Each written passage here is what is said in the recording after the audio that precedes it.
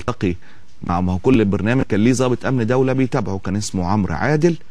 والرجل قال لي شوف احنا فتشنا وراك كثيرا ودي شهاده حق والله في غياب ولا اعرفه هو مين ولا ايه. قال لي ولكن انت مالكش اجنده وعشان كده هنسيبك تلعب كوره. قلت له انا مش عايز العب كوره، انا عايز العب سياسه. قال لي انسى السياسه يا معتز، مفيش سياسه الا بعد انتهاء انتخابات الرئاسه.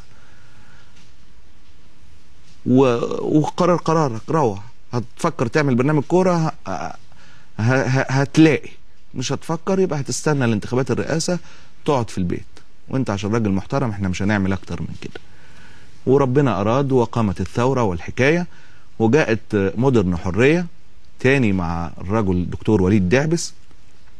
وكانت انشاء القناه في هذا التوقيت كان توقيت صعب جدا، كانت مجموعه مودرن تواجه صعوبات حقيقيه بشكل كبير بسبب بقى الاعلانات والقصص والشركات، ودي قصه طويله مش عايز ازعج حضراتكم بيها.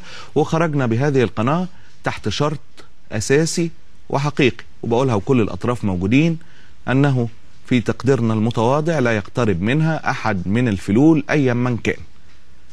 انني ساحافظ على قدر ما استطيع بالاتفاق مع المالك على ان هذه قناه لن يدخلها ليقدم فيها احد من المحسوبين على النظام اللي فات. وبالفعل الرجل اوفى ما وعد به، وبدانا. واعتقد ان حتى كل الاسماء اللي دخلت هذه القناه اعتقد اسامي بتحوز احترام جزء كبير من حضراتكم كمشاهدين. وفي النهايه بقي هذا البرنامج. جاءت الصفقه اللي هي بالانتقال من مودرن